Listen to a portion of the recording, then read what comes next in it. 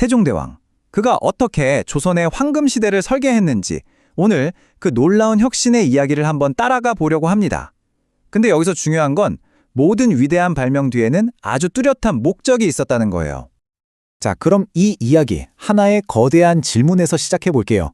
어떻게 하면 모든 백성을 위한 황금시대를 설계할 수 있을까? 사실 세종의 통치기간 전체가 바로 이 질문에 대한 하나의 위대한 답변이었다고 할 수 있어요. 그가 과연 이 어려운 숙제를 어떻게 풀어나갔는지 지금부터 함께 보시죠. 이 모든 이야기의 중심에는 당연히 세종대왕이 있었습니다.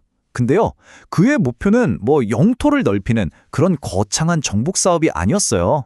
그가 진짜 원했던 건 바로 밭을 가는 평범한 농민의 삶을 바꾸는 것. 그들의 삶을 더 낫게 만들어서 안정되고 번영하는 나라를 만드는 거. 바로 그거였죠. 나라의 근본은 백성이다. 야, 정말 이 한 문장이 세종이라는 인물의 모든 걸 설명해 주는 것 같아요. 그의 관심사는 어려운 사상이나 이념 이런 게 아니었던 거죠. 그냥 백성들이 하루하루를 살면서 겪는 그 현실적인 문제들, 그걸 어떻게 해결해 줄 수 있을까? 모든 혁신은 바로 이 생각, 이 마음에서 출발했던 겁니다. 자, 그런데 이렇게 원대한 목표를 이루려면 혼자 힘으로는 안 되겠죠.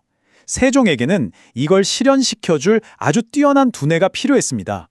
그리고 정말 놀랍게도 그는 가장 예상치 못한 곳에서 그 엄청난 인재를 찾아내게 됩니다. 그 주인공이 바로 우리가 잘 아는 장영실입니다. 근데 그의 시작은 정말 보잘것없었어요. 어머니는 기생이었고 본인은 관청에 소속된 노비였으니까요. 당시 조선이라는 신분제 사회에서는 말 그대로 가장 낮은 계층이었던 거죠. 하지만 천재성은 신분 같은 걸 가리지 않잖아요? 한 번은 극심한 가뭄이 들어서 모두가 하늘만 탓하고 있을 때 이 장영실은 수십 리나 떨어진 강물을 끌어올 수 있는 아주 기발한 장치를 설계해서 문제를 해결해 버립니다. 이런 실용적인 재능이 드디어 관리들의 눈에 뜨기 시작한 거죠.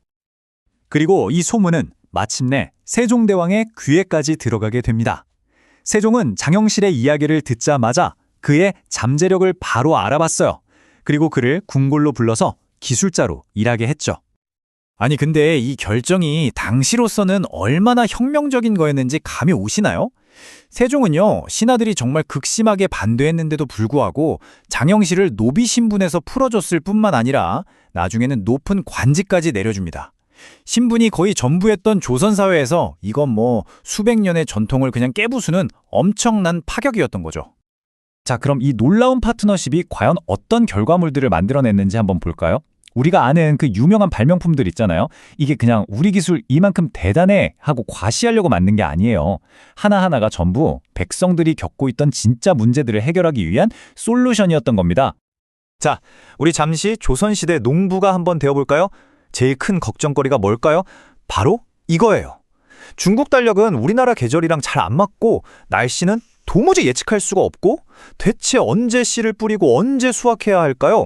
한 해 농사, 우리 가족의 생계가 전부 여기에 달려있는데 말이죠. 세종과 장영실은 이 문제들을 바로 과학으로 풀었습니다. 하나씩 볼까요?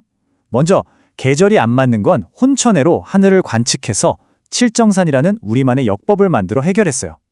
그리고 물 관리는요, 세계 최초의 강우량 측정기인 치구기로 가뭄과 홍수에 미리 대비하게 했죠. 또 농사짓는 법을 잘 모르는 사람들을 위해서는 전국의 농사꾼들 노하우를 싹 모아서 농사직설이라는 책을 펴냈고요. 마지막으로 누구나 시간을 알 수 있도록 광장의 공공회식에 앙부일구까지 설치했습니다. 보세요. 이 모든 게 따로 노는 게 아니라 백성들을 위해서 착착 맞물려 돌아가는 하나의 거대한 시스템이었던 겁니다. 근데 말이죠. 이 해식에 아주 치명적인 약점이 있었어요. 당연한 얘기지만 날이 흐리거나 비가 오면 그리고 해가 지는 밤에는 쓸모가 없잖아요. 물론 기존에도 물시계가 있긴 있었는데 이것도 문제가 있었어요. 시간을 알려줘야 할 관리가 깜빡 졸기라도 하면 그냥 끝인 거예요. 모든 게 엉망이 되는 거죠. 사람의 실수라는 이 변수를 없애야만 했습니다. 바로 이 문제를 해결하기 위해 탄생한 게 그 유명한 자경로입니다.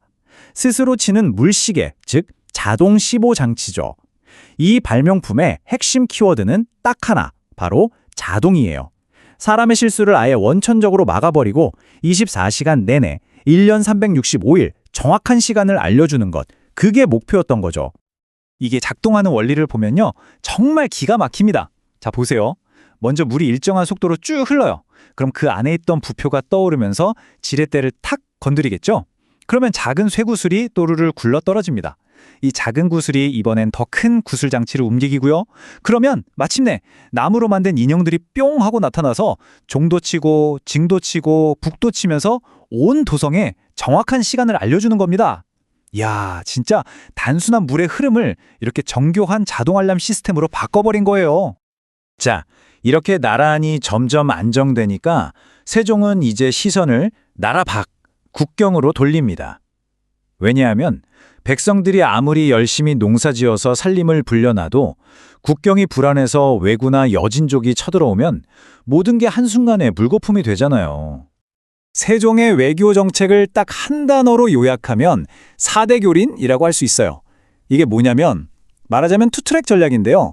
당시 최강대국이었던 명나라하고는 존중을 바탕으로 실리를 챙기는 4대 외교를 하고 일본이나 여진족 같은 이웃 나라들하고는 상황에 따라 강하게 나가기도 하고 또 부드럽게 달래기도 하는 유연한 교린 정책을 썼던 거죠. 그리고 이 원칙은 그냥 말이 아니라 실제 행동으로 이어졌습니다. 남쪽으로는 끊임없이 우리를 괴롭히던 왜구의 본거지 스시마 섬을 정벌해서 해안가를 안정시켰고요. 그런 다음에는 3개 항구를 열어서 통제된 무역을 허락해줬어요. 그리고 북쪽으로는 최윤덕, 김종서 같은 최고의 장군들을 보내서 사군 육진을 개척했죠. 여기서 진짜 중요한 게 뭐냐면 바로 이때 오늘날 우리가 알고 있는 한반도의 국경선이 거의 완성되었다는 사실입니다. 자, 그런데요. 이렇게 영토가 넓어지고 국경이 안정되니까 또 새로운 문제가 생겼어요. 바로 이거죠. 저 멀리 북쪽 국경에서 적이 나타났는데 수백 킬로미터나 떨어진 수도 한양까지 그 소식을 어떻게 최대한 빨리 전달할 수 있을까요? 사람을 보내기엔 너무 오래 걸리잖아요. 그 해답이 바로 봉수제도였습니다. 이건 조선시대판 초고속 정보통신망이라고 할 수 있죠. 약속은 간단했어요. 평상시에는 횃불 하나, 적이 보이면 2개, 국경에 가까이 오면 3개, 국경이 뚫리면 4개, 전투가 시작되면 5개. 이 간단한 신호가 산봉우리에 있는 봉수대를 타고 릴레이로 쫙 전달돼서요. 국경의 위급 상황이 단 몇 시간 만에 수도 한양까지 도착하는 진짜 놀라운 시스템이었던 거죠. 자, 이제 이야기의 클라이막스로 한번 가보겠습니다. 이렇게 나라는 안정되고 나라 밖 국경은 튼튼해지고 이 2가지 단단한 기반이 딱 마련되니까 조선은 드디어 엄청난 문화적 융성을 이룰 준비를 마치게 된 겁니다. 이제 백성들의 배가 부르니까 세종은 나라의 정신을 채우는 일에 집중하기 시작합니다.